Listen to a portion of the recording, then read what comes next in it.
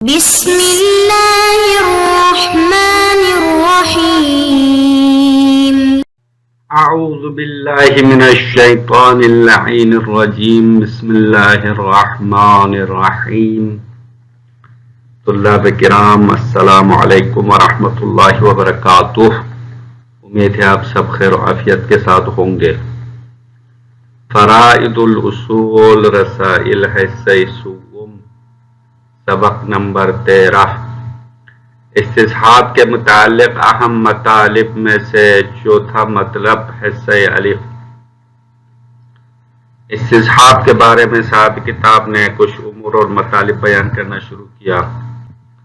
ان میں سے مطلب اول اور مطلب دوم اور سوم تین مطالب کے بارے میں گفتگو مکمل ہو چکی ہے۔ آج مطلب چہارم چوتھا مطلب شروع ہو گیا۔ اس کو دو حصوں میں تقسیم کیا ہے حصہ الف۔ تو مطلب چہارم میں چوتھے مطلب میں یا امر رابع میں ایک سوال اٹھایا ہے صاحب کتاب نے۔ سوال یہ ہے کہ استصحاب جاری ہونے کا معیار اور ملاک کیا ہے؟ استصحاب جاری ہونے کے لیے آیا حالت سابقہ کے زائل ہونے کے بارے میں علم نہ ہونا کافی ہے یا حالت سابقہ کے بقا کے بارے میں ظن ہونا چاہیے؟ اگر ظن ہونا معتبر ہے شرط ہے تو ظن نوعی ہونا چاہیے یا ظن شخصی ہونا چاہیے؟ ان تمام سوالات کے بارے میں اس مطلب میں اس امر چہارم میں گفتگو کریں گے۔ اصول عملیہ میں سے ہونے کی صورت میں استصحاب کا ملاک۔ اب یہاں پہ امر چہارم میں بھی گفتگو دو مبنا یا دو اقوال کی بنیاد پر جاری رہے گی۔ استصحاب کے حجت کے بارے میں جیسے کہ پہلے مطالب میں بیان کیا گیا دو مبنا موجود ہے۔ ایک مبنا یا ایک قول اصول عملیہ میں سے ہونا ہے۔ استصحاب تعبد ظاہری کی بنیاد پر حجت ہے اور استصحاب کو احادیث سے اخذ کیا گیا ہے۔ اس بنیاد پر گفتگو کریں گے۔ اس کے بعد استصحاب مفید ظن ہونے کی وجہ سے حجت ہونے کے مبنا کے مطابق بعد میں گفتگو کریں گے۔ استصحاب تعبد ظاہری کی بنیاد پر حجت ہونے کی صورت میں اس کا ملاک حالت سابقہ کے ارتفاع کا علم نہ ہونا ہے۔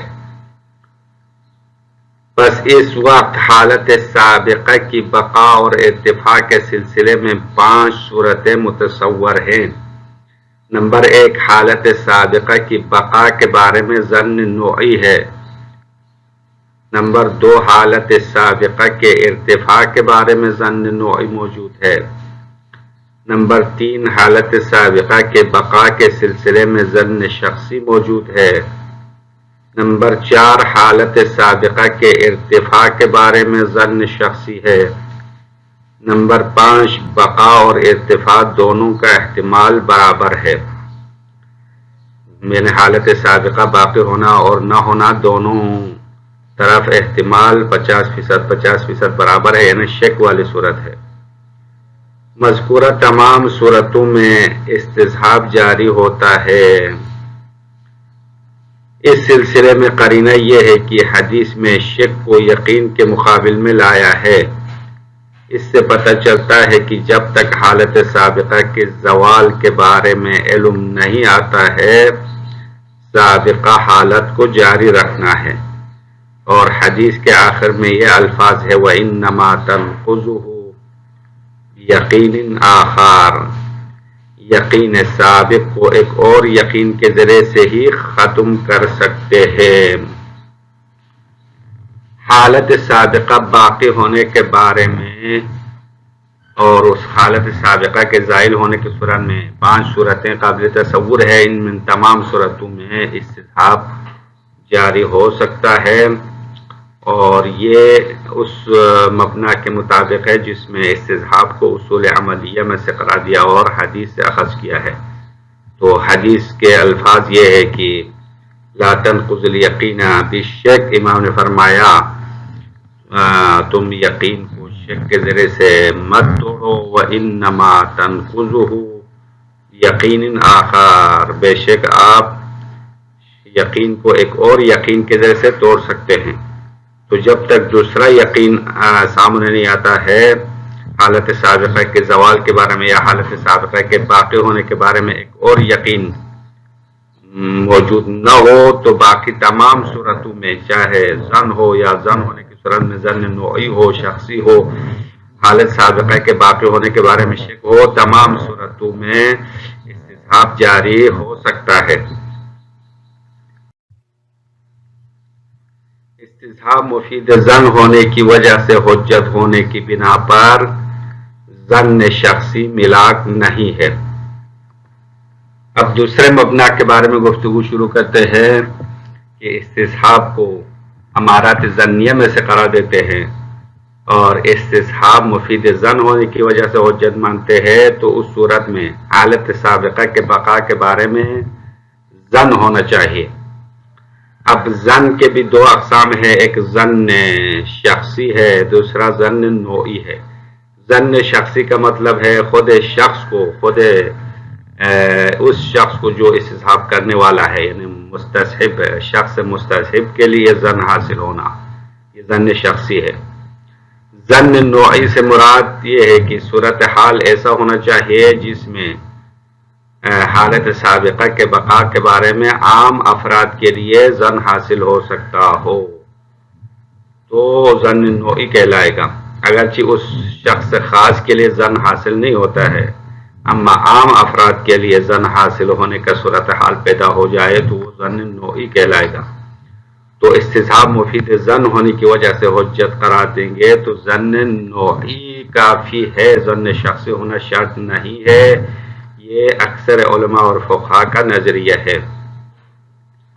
استصحاب امارات ظنیہ میں سے ہونے کی بنیاد پر حجت ماننے والوں کے قول کے مطابق حالت سابقہ کی بقا کے سلسلے میں ظن شخصی ہونا معتبر نہیں ہے، یعنی اس خاص مورد میں خاص شخص کے لیے ظن کا حصول شرط نہیں ہے، بلکہ صورتحال ایسا ہو جس میں عام افراد کے لیے حالت سابقہ کا زمان لاحق میں باقی ہونے کا ظن حاصل ہو سکتا ہو تو استصحاب جاری کرنے کے لیے کافی ہے۔ جیسا کہ علماء اور فقہا کا طریقہ کار ہے، جس طرح یہ بات احکام عبادات اور معاملات اور احکام قضاوت اور سیاست میں مختصر جستجو سے پتہ چلتا ہے۔ تو اکثر فقہا اور علماء نے مختلف موضوعات میں، عبادات میں، معاملات میں اور احکام قضاوت وغیرہ میں استصحاب کو جاری کر دیا ہے اور اس میں ظن شخصی کو معتبر نہیں مانا بلکہ ظن نوعی کو کافی سمجھا ہے۔ ظن شخصی معتبر ہونے کے متعلق شیخ بہائی کا بیان۔ اب یہاں پہ صاحب کتاب جناب شیخ انصاری نے 3 شخصیات کا نام لیا ہے جن کی عبارات سے پتہ چلتا ہے کہ ان کی نظر میں ظن شخصی معیار ہے، استصحاب جاری ہونے کے لیے ظن نوعی کافی نہیں ہے بلکہ خود شخص مستصحب کے لیے ظن ہونا چاہیے۔ اب ان میں سب سے پہلی عبارت جناب شیخ بہائی رحمۃ اللہ علیہ کی کتاب حبل المتین کی عبارت ہے، تو اس عبارت کو پیش کرتے ہیں اور اس سے نتیجہ نکالتا ہے کہ شیخ بہائی کی نظر میں ظن شخصی معتبر ہے۔ جناب شیخ بہائی نے اپنی کتاب حبل المتین میں طہارت کے بعد حدث کے بارے میں شک کرنے کے باب میں ایسی بات کی ہے جس سے ظن شخصی کا معتبر ہونا ظاہر ہوتا ہے۔ ان کا کہنا ہے کہ جو شخص طہارت کے بارے میں یقین رکھتا ہے اور حدث کے بارے میں شک کرتا ہے، اس کی طہارت کی بقا کے سلسلے میں استصحاب کے ذریعے سے ظن حاصل ہوا ہے، وہ ایک حالت پر باقی نہیں رہتا ہے۔ اب شیخ بہائی نے ایک مثال پیش کیا ہے کہ ایک بندہ ہے جو اس نے صبح سویرے وضو کیا ہے، اب بعد میں اس وضو کے باقی ہونے کے بارے میں شک کرتا ہے تو جتنا بھی زمانہ گزر جائے گا اس کے جو ظن کی حالت ہے وہ باقی نہیں رہتا ہے، بلکہ زمانے کے گزرنے کے ساتھ ظن کمزور ہو جاتا ہے اور شک کے مساوی طرفین میں تبدیل ہوتا ہے. کبھی ظن وہم میں تبدیل ہو جاتا ہے، یعنی کبھی ظن حالت سابقہ کے بارے میں ظن مکمل ختم ہوگا، اس کی حالت جو ہے وہم میں تبدیل ہوگا. جب انسان نے صبح کے وقت وضو کیا ہو اور نماز مغرب کے وقت وضو کی بقا میں شک کرے، اس وقت وضو کی بقا کے بارے میں ظن باقی نہیں ہے بلکہ احتمال ضعیف باقی رہتا ہے، خصوصاً اس شخص کے لیے جس کی عادت طہارت پر باقی رہنا نہیں ہے. اس مطلب کا خلاصہ یہ ہے کہ جب تک حالت سابقہ کے بقا پر ظن باقی ہو استصحاب جاری ہوتا ہے. پس شیخ بہائی کا کہنا ہے کہ جب تک حالت سابقہ کے بارے میں خود استصحاب کرنے والے کے لیے ظن حاصل ہے اس وقت تک استصحاب جاری کر سکتا ہے.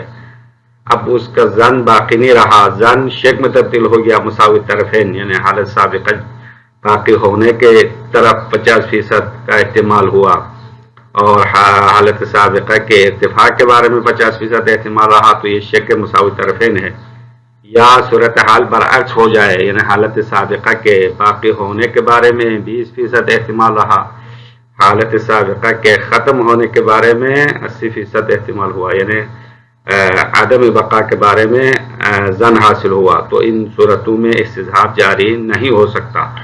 تو اس عبارت سے پتہ چلتا ہے کہ شیخ بہائی رحمۃ اللہ علیہ کی نظر میں ظن سے مراد ظن شخصی ہے.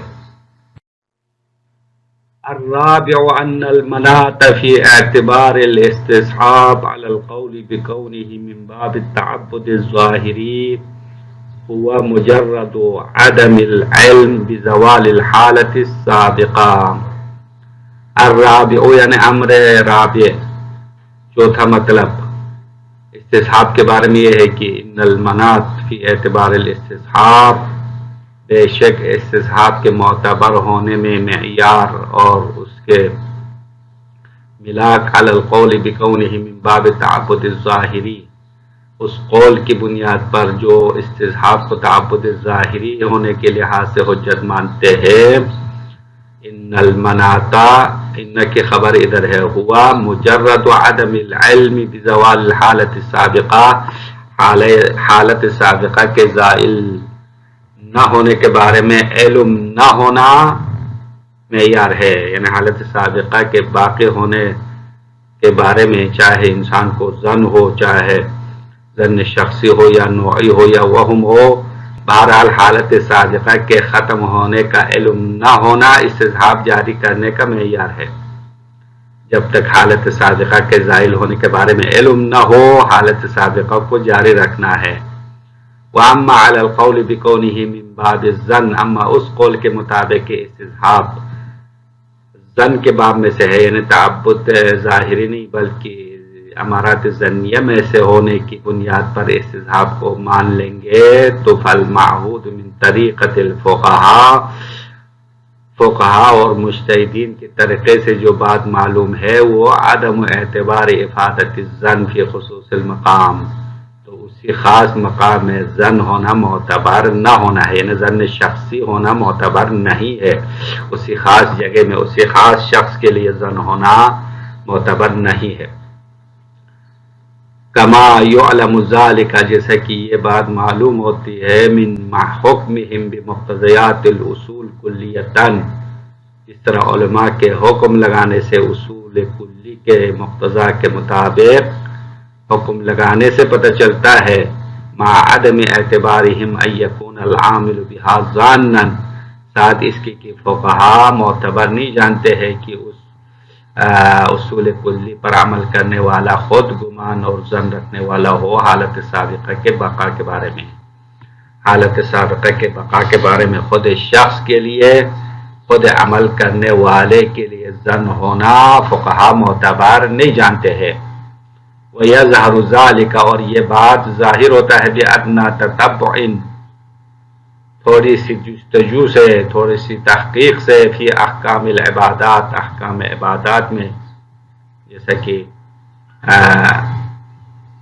نماز کے احکام میں، روزے کے احکام میں استصحاب جہاں پہ جاری کرنا ہے ان کے بارے میں تحقیق کرنے سے پتہ چلتا ہے۔ والمعاملات، احکام معاملات میں، والمرافعات اور احکام قضاوت میں، والسیاسیات اور احکام سیاست میں، سیاست سے مراد یعنی احکام حدود اور احکام جو شرعی حدود جاری کرنے کے احکامات ہیں، سیاست سے مراد، ان میں استصحاب جاری کرنے کے موارد کو ہم دیکھ لیں گے، تحقیق کریں گے تو پتہ چلتا ہے کہ علماء اور فقہاء نے ظن شخصی کو معتبر نہیں مانا ہے۔ نام کے بعد یعنی چند علماء اور فقہاء کا نام لیتے ہیں جس میں ان علماء کے عبارات سے پتہ چلتا ہے کہ ان کی نظر میں ظن شخصی معتبر ہے۔ ان میں سے سب سے پہلی شخصیت جناب شیخ بہائی ہے۔ نعم ذکر شیخنا البہائی قدس سرہ فی حبل المتین، ہاں ہمارے شیخ بہائی نے کتاب حبل المتین میں بیان کیا ہے، فی باب الشک فی الحدث بعد الطہارہ، طہارت کے بعد، وضو کے بعد حدث میں شک ہونے کے باب میں انہوں نے ایک بات بیان کی ہے، ما یظہر منہ اعتبار الظن الشخصی، ان کی اس عبارت سے ظن شخصی ہونا، معتبر ہونا ظاہر ہوتا ہے، یعنی شیخ بہائی کی نظر میں ظن نوعی کافی نہیں ہے، ظن شخصی ہونا چاہیے۔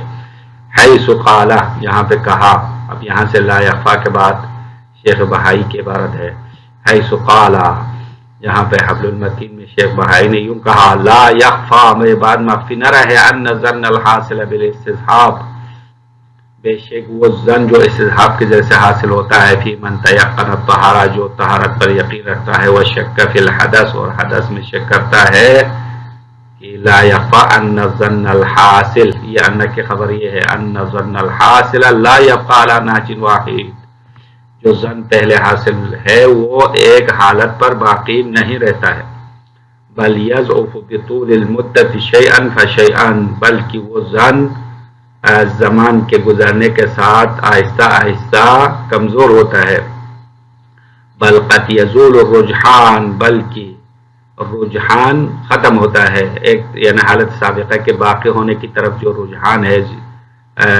پہلا باری ہے، وہ ابھی آہستہ آہستہ ختم ہو جاتا ہے، وہ یتساوت طرفان، دونوں طرف برابر ہوتا ہے، یعنی ظن شک میں بدل جاتا ہے، بل ربما یسیر الراجح مرجوحا، بلکہ کبھی جو پہلے راجح والی طرف ہے وہ مرجوح بن جاتا ہے، طرف راجح مرجوح ہوتا ہے، مثلا حالت سابقہ کے بقا پہلے راجح تھا، اب حالت سابقہ کے عدم بقا کے بارے میں ظن حاصل ہوتا ہے۔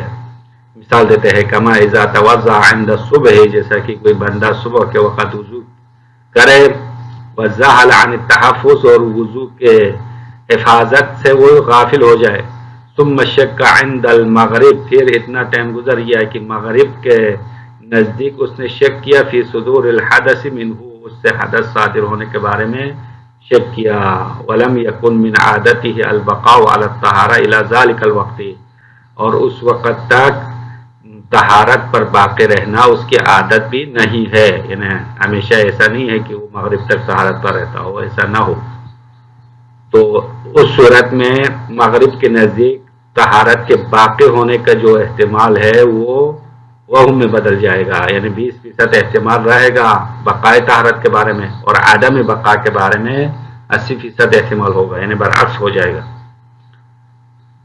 تو اس مثال کا خلاصہ، اس مثال میں جو نقطہ بتا دیا اس کا نتیجہ یہ نکالتا ہے، والحاصل، اس بحث کا نتیجہ اور حاصل بحث یہ ہے کہ ان المدار علی الظن، استصحاب جاری ہونے کا جو معیار ہے، ملاک ہے، وہ ظن پر ہے۔